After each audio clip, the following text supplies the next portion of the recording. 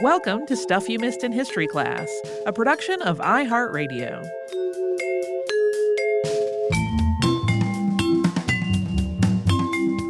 Hello and welcome to the podcast. I'm Holly Fry. And I'm Tracy V. Wilson. I have been wanting to talk about Thomas Dorsey for a while, a little over a year, because part of his story represents a scenario for an artist that I find ceaselessly intriguing, which is that he lived a sort of double life creatively. I first learned about him when I heard one of his songs being played by a live band last year. I was in New Orleans and I asked the band leader after their set what that song was. And he was like, "Do you not know who Thomas Dorsey is?" And then I felt stupid. But then I looked into his story and he went right on my list. And I really, really love his work. So I thought that would be a good time to talk about him. Ultimately, Thomas Dorsey made his mark by combining existing ideas in his work and creating something new. And that consequently changed religious music forever. And Tracy and I actually had a conversation before we recorded where she asked, did it change religious music or Christian music? And I said, well, technically Christian music, but because even people who do not feel particularly religious or are not Christian respond to it and find it very spiritual, it gets to be a little bit trickier to say it's just Christian music or not. But we will talk about that and the incredibly uplifting genre of music that he essentially created. Thomas Andrew Dorsey was born in Villa Rica, Georgia on July 1st, 1899. His father, the Reverend Thomas Madison Dorsey, was a revivalist preacher and a schoolteacher, and his mother, Etta Plant Spencer Dorsey, was the church organist.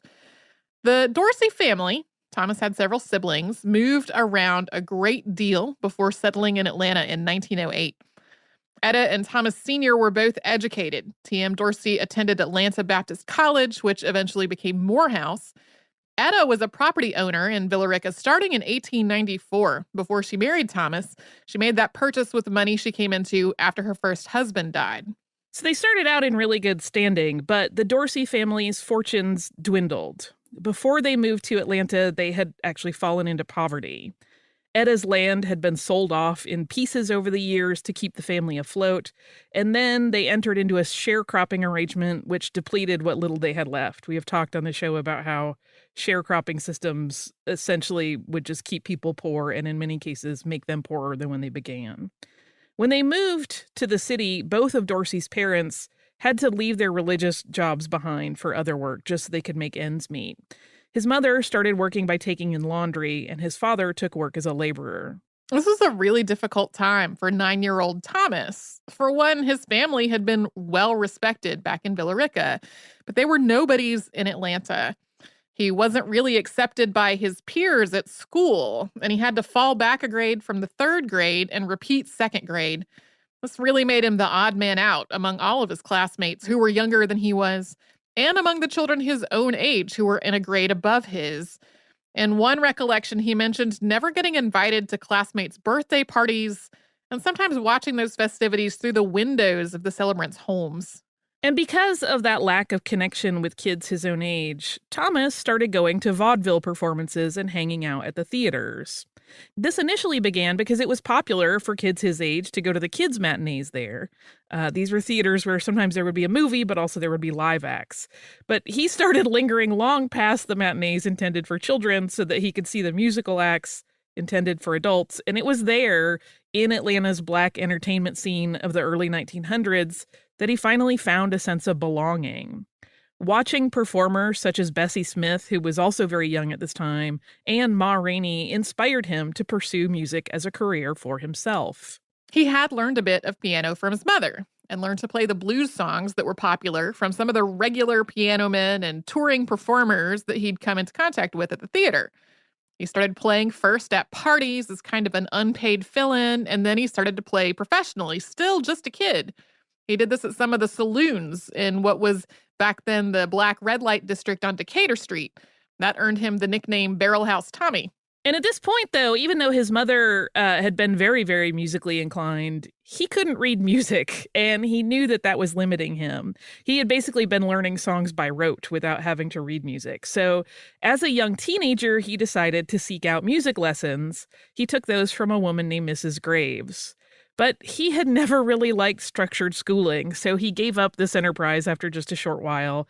And he started once again to look to professional jazz and blues pianists to get the education that he truly wanted. And in some cases, they weren't teaching him actively. He was just watching them and noting how they performed and what notes they were playing. But he quickly saw the problem in all of this. Professional pianists needed to be able to sight read to get hired to accompany acts that were coming through town. And Dorsey's solution was that he didn't want to go back to, again, formal schooling, so he sent away for an assortment of books on music, and he taught himself. He continued, though, to play theaters and house parties, but parties in particular were often broken up by the police, so he would not get paid for those. As someone who studied piano with a piano teacher and had a piano teacher to teach me how to play and read music, the idea of teaching myself to do it, like, yeah, it'd be difficult for me. Dorsey eventually became famous for gospel music, but for a wide stretch of his early musical career, he worked in the very non-religious genre of hokum music. That's a blues style that's comedic in nature, and usually it's very sexually suggestive. Dorsey wasn't usually writing the bawdy lyrics to these songs, though. He was arranging and composing the music and playing the piano for recordings and occasionally singing. And as we mentioned a moment ago, he was still very young while doing this. He started his fill-in jobs when he was 11 or 12. Before he was a teenager, he left school to start pursuing a career as a musician full-time. He would work in the hokum genre until the late 1920s. But as Dorsey matured, his music did as well. In 1916, at the age of 17, he moved from Atlanta to Chicago, Illinois. He migrated north like many other Black Southerners in the hopes that he could build a better life for himself. He would have more opportunities, and in the hopes that he would just have to deal with less racism. This decision was informed in part by the newspaper The Chicago Defender. This was a Black periodical that encouraged migration north for better opportunities. This has come up in other shows before as part of the Great Migration. An incident in which he was assaulted by a white store owner for standing outside the shop was often something that Dorsey cited as the moment he decided he was just done with Atlanta. He had initially been planning to continue on to Philadelphia, Pennsylvania, where his father had some family, but he wound up staying in Chicago. He did, however, return to Atlanta in the winters, the first 2 years that he lived there, because he could not handle the cold. Chicago winters do not mess around. They are brutal. As someone who lives in Atlanta and has a best friend in Chicago, I completely understand this arrangement. You may notice that we are edging up into the First World War going on. And Dorsey registered, but he was not drafted. And the thing that kept him from being called up was the 1918 flu pandemic. Thomas got sick in the first wave, and he did eventually recover. He returned to Atlanta again that winter, but he did not go back to Chicago in the spring. He waited until the violence of the Red Summer in 1919 had subsided. Dorsey kept working during this time and claimed throughout his life that he had walked into a club one night and asked the woman playing the piano if she wouldn't like a break. According to this story, she said yes, she would like a break. He took over, and by the end of his set, he was established on the Chicago scene. One of his most sought-after skills was his ability to play the piano quietly. That meant that he could play at illegal after-hours parties and not attract unwanted police attention. That was particularly valuable during Prohibition. Thomas found the Chicago music scene to be really competitive. There were simply a lot of piano players and other musicians with a lot more education and technique than Dorsey. And he realized that while he initially seemed really popular and he felt like he was successful, he kind of started to notice that he was only popular in the lowest socioeconomic rung of Black society there. So the parties he was getting booked at were kind of like the parties that poor people were throwing. And he wanted bigger, more lucrative bookings. So he decided, once again, to give formal training a go. And this time he enrolled at the Chicago School of Composition and Arranging. Becoming more skilled in composition and arrangement ended up being vital to Dorsey's long-term career. Dorsey started copywriting his music in 1920. But he was an outlier on the blues scene in that regard. He spoke later in his life about how the bluesmen of the time were really casual and cavalier about their original work, saying, quote, well, all the blues sounded alike for a while anyway, so we never bothered about the other fellow. If he got something of yours out, that's okay. I just let him take me out to dinner or something like that. And if he thought I infringed on him, there was no money transaction, no. In a moment, we're going to talk about an unfortunate detour that caused success to elude Thomas in the early 1920s. But first, we are going to take a quick sponsor break.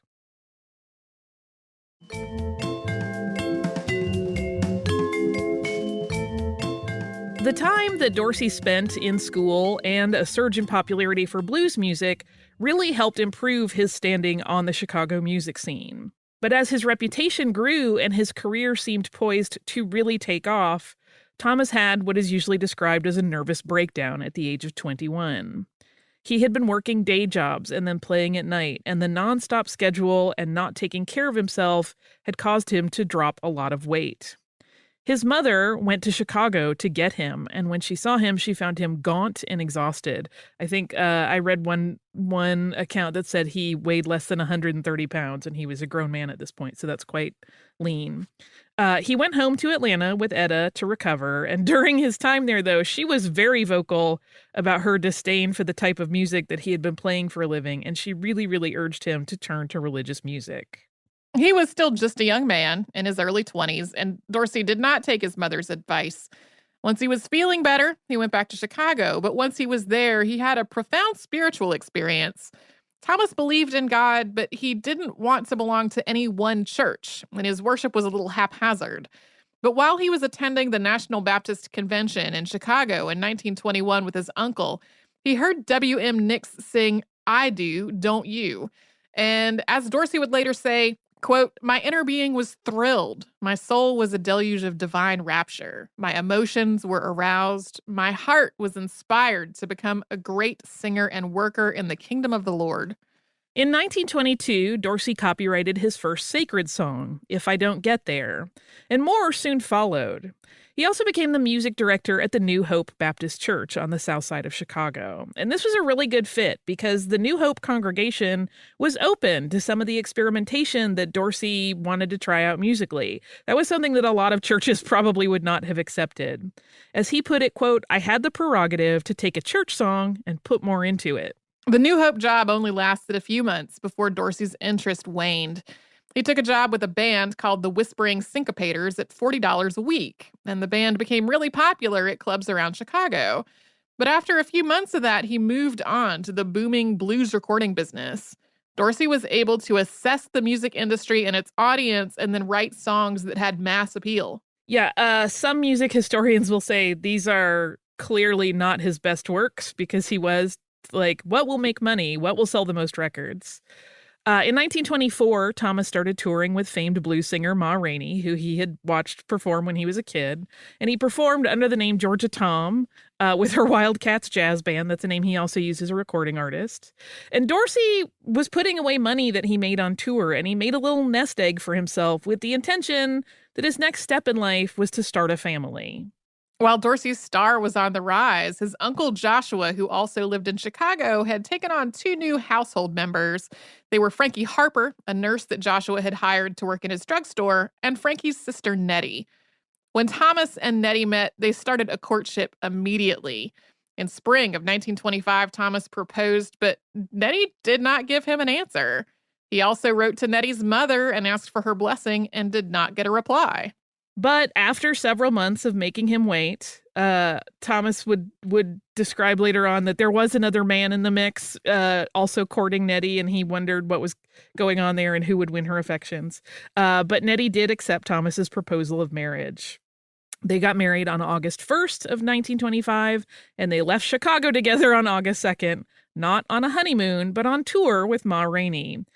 Ma Rainey had made Nettie her wardrobe mistress, even though she had no experience in that career, so that the newlyweds could travel together. Again, it seemed like his life was in a good place, and his career was as well, but in 1926, Dorsey had a second nervous breakdown, and this one was worse than the first had been. It had started while he was touring. He noticed one night on stage that his playing had what he called an unsteadiness. That unsteadiness persisted and got worse until he wasn't able to play at all. So Dorsey had no income, and Nettie took a job in a laundry to keep them afloat. This went on for more than 2 years. He had sought the advice of all manner of doctors, They could not find anything wrong with him. He rested, but no improvement came. And Dorsey described feeling, quote, perplexed, sick, disturbed, and a bundle of confusion. The thought of losing his musicality forever was a particularly dark thing. He considered suicide during this time, and he told a biographer years later, quote, I was just standing out there, ready maybe to jump in Lake Michigan if it wasn't nothing else to do. I didn't feel exactly like that, but something had to happen. Ultimately, it was an encounter with a faith healer, Bishop H. Haley, that restored Dorsey's vibrance. Thomas had been convinced by his sister-in-law to attend church with her. Dorsey had always felt like he was a man of God, although his relationship with the church had become less consistent as he grew up. But that Sunday with his sister-in-law, he met H. Haley, who said to him, quote, Brother Dorsey, there's no reason for you to be looking so poorly and feeling so badly. The Lord has too much work for you to let you die. And according to Dorsey's account of what happened next, Haley pulled a live serpent out of Dorsey's throat. And having been freed of that, his suffering ended, and on the spot, he pledged to do the Lord's work from that moment on. So this is when Thomas decided to heed his mother's advice, and he turned his regained talents to writing sacred music. In 1928, Dorsey published his first piece of gospel music, If You See My Savior.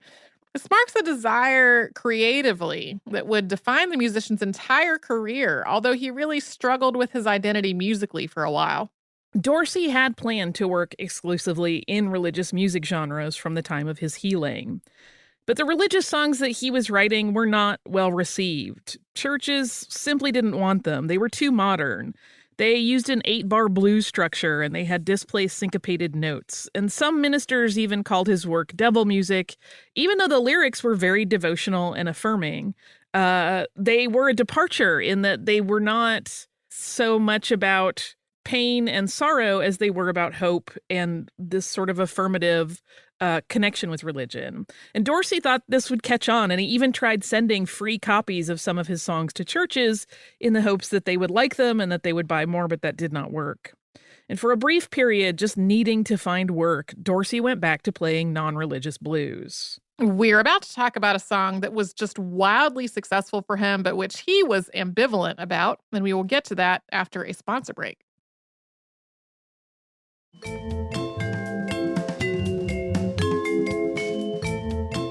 In 1928, Dorsey collaborated with Chicago-based guitarist Hudson Whitaker, better known by his stage name of Tampa Red, on a hokum song filled with sexual double entendre called It's Tight Like That.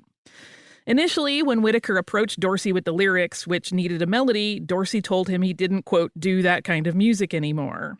But Whitaker convinced him, and Dorsey really needed the money. He very quickly that night wrote a tune. They recorded it the next day, and the record was a huge hit. They also recorded 2 other versions of it, and the money did indeed come in. Dorsey's first royalty check for It's Tight Like That, again in 1928, was $2,400.19. And Dorsey felt that this sort of income justified his move back to secular music because it meant that he could pamper Nettie in a way that showed his thanks for her sticking with him through his darkest times. But then Thomas lost a lot of money when the bank that he had been depositing his checks in went bust. He and Nettie both believe that this is the work of God to remind him that he had promised to devote his talents to sacred music. But the sudden financial loss put him in a position where he had to take paying jobs in secular music, as his gospel tunes were still struggling to find an audience. And as a consequence, Dorsey began living something of a double life. He was still working on his gospel songs, and he was struggling to get churches to accept them, and he was trying all kinds of ways to try to get a foot in that door. But he was also working as a road musician, playing hokum songs. He said at one point, quote, I wasn't giving all my time to the church, see? I was kind of straddling the fence, making money on the outside, in the band business, and then going to church Sunday morning, helping what I could do for them, but they wasn't able to pay nothing. I could make money out there. In 1932, Dorsey's life changed completely. He and Nettie were expecting their first child, due in August. The schedule was tight. Thomas was supposed to be on the road very close to Nettie's due date. But her pregnancy had gone really smoothly, and they decided it would be okay if he traveled. Her sister, who was a nurse, was also going to be with her. Nettie and Thomas had arranged for the birth to be at a hospital, but the hospital had no beds when she arrived in labor, and she had asked to be taken home for the birth rather than being admitted elsewhere. There were complications during the birth, and Nettie died. Thomas had received a telegram before his concert started that night that the baby's arrival was imminent, and it did mention that Nettie was sick, but it did not really communicate the grave nature of the situation. So he did the concert, and he called immediately after they had wrapped the show, and that was when he was told that Nettie was dead. He and the band leader that he was on tour with immediately left, and the band leader drove him all the way back home. He met his baby, a son named Thomas Andrew, who was a large, seemingly healthy infant. But Thomas Andrew Jr. died the night after his mother. In the depth of his grief, Thomas turned to music. He found a piano and he wrote a song that he would later claim had come directly from God. It was called Take My Hand, Precious Lord. The lyrics were Dorsey's rewritten version of George Allen's hymn, Must Jesus Bear the Cross Alone? In a way, this was really where he brought his two lives into one, combining the rhythms of the blues with the words of faith. Yeah, in some ways, he had been toying with this idea earlier in his career. Obviously, those early gospel songs were not catching on.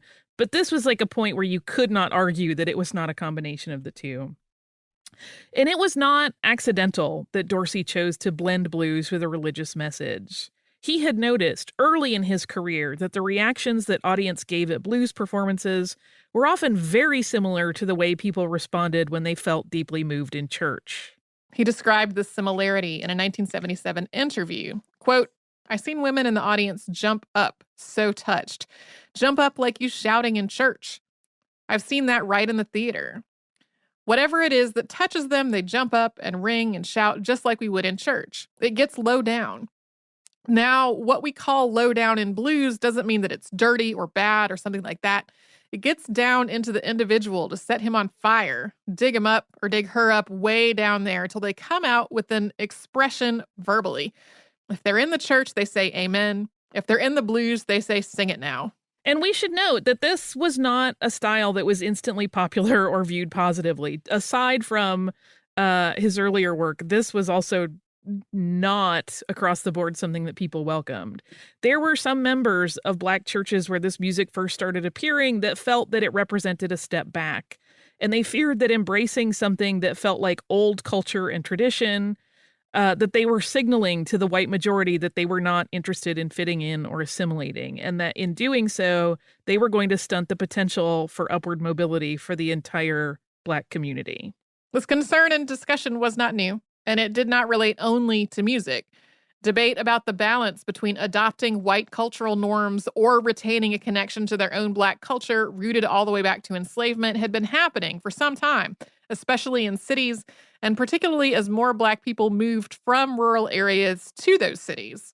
I read one note in a biography of him that the people from rural communities that had moved into more metropolitan areas kind of got looked at with suspicion, like, oh, they're going to ruin it now, because they didn't know, quote, how to act right. So this was a big conflict that was going on. But Dorsey's gospel blues emerged as that debate was dividing a number of congregations. But the combination of blues music and the words of sacred text kind of became a musical expression of that conflict. And to some degree, it was a modern blend of those two positions, and it offered, for a lot of people, a sort of unification. Decades later, in 1975, John Lovell Jr., who wrote extensively about Black music history, said that the creation of gospel blues was, quote, an effort to give the spiritual a modernity in form, content, and beat. The first time Dorsey and his friend and fellow musician Theodore Fry performed Take My Hand, Precious Lord, which was at the Ebenezer Missionary Baptist Church in Chicago just a few days after it was written, the congregation very obviously loved it. And initially, that response confused Thomas Dorsey. He wasn't sure if people were responding to the song itself or to the performances of the artists, but it became apparent over time that he had created something new that truly moved people. And as we said, this was not exactly an instant hit due to all of that conflict that we just mentioned. But over the next several years, Thomas Dorsey's new brand of sacred music gained a following and momentum as more and more churches started to welcome it. He and Fry performed it in a lot of different churches as kind of an introduction, and that's how most people heard it for the first time. Soon, Thomas Dorsey became the gospel choir director at Chicago's Pilgrim Baptist Church, which became the epicenter of gospel blues. He continued in that position into the 1970s. He also started traveling more and more to teach music to other choir directors. And after doing that for just a short while, Dorsey realized that there needed to be a governing body to manage the growing need for education in this genre. In 1933, the National Convention of Gospel Choirs was chartered. Once again, Dorsey was at the center. And this organization, which continues today, set up resources for churches that wish to form their own gospel choirs.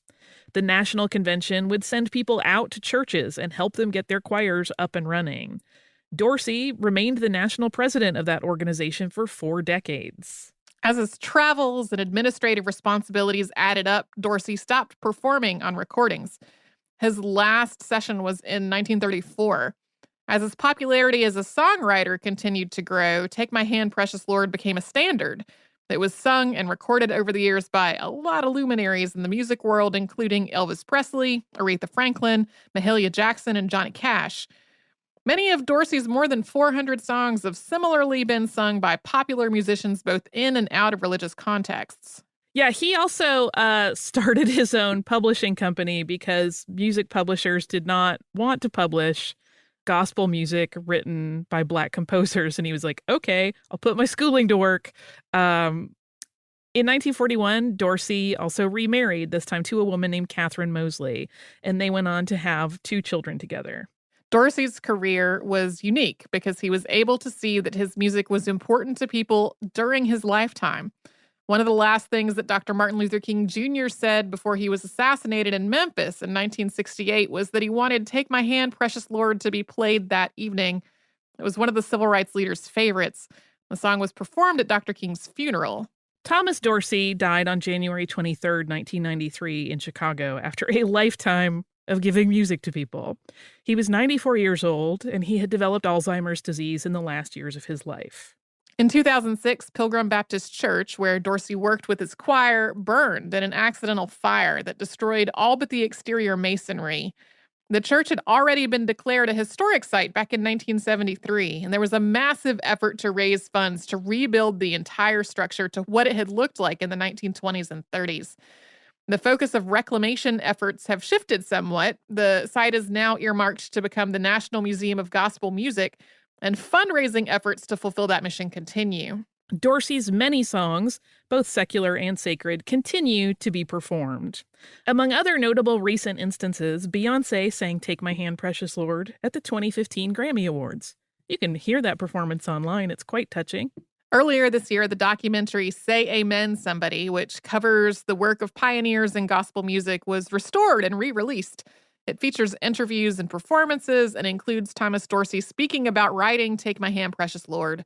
It's currently available to stream as a purchase or a rental from Milestone Films. Writing about Mr. Dorsey, author and music producer Anthony Heilbut summed up the musician's contributions perfectly when he wrote, quote, "Few composers dominate their genre so dramatically as Thomas Andrew Dorsey, father of the gospel song. The lion's share of the most popular gospel compositions are his." That's Thomas Dorsey. I like him a whole bunch. He's really, really fun to go listen to interviews with. And yeah. I really, really love watching him speak because, you know, he's very open about his life being this sort of duality for a long time, and that his start was not in sacred music, and you know why he loved the blues his entire life, and it kind of even though it was born out of obviously very great tragedy, it's sort of wonderful that he finally found success when he stopped trying to keep those parts of his life siloed and let them be together. My listener mail is not entirely related, but it is a little bit related because the person who wrote it is a choir director. which is why I picked it. It is from our listener, Libby, who writes, Dear Tracy and Holly, I've been looking for a reason to write you, and I think I finally have one. I started listening to your podcast almost 4 months ago, but early in February, I started to earn my PhD in Stuff You Missed in History class, and I vowed to listen to every podcast from the beginning, no matter what. I am a middle school choir teacher, so anytime I had a break or I stayed after school to grade papers, I listened to it a little bit. As an aside, thank you for being an educator.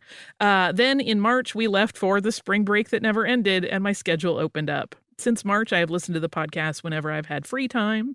I've been working on that PhD, cooking, sewing, on my daily run. The infrequent times I've been in the car.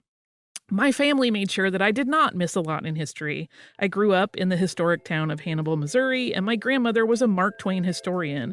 But your podcast fills the gaps that I missed, and honestly, I don't know what I would have done without you guys in the last 4 months. This is so sweet, Libby. Thank you so much. It is always a great honor for us to help people through any sort of difficulty, and to be their companions when they need a little something to fill that void.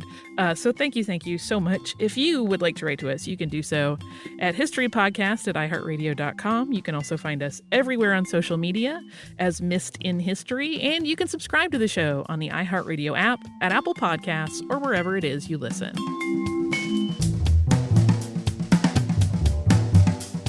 Stuff You Missed in History class is a production of iHeartRadio. For more podcasts from iHeartRadio, visit the iHeartRadio app, Apple Podcasts, or wherever you listen to your favorite shows.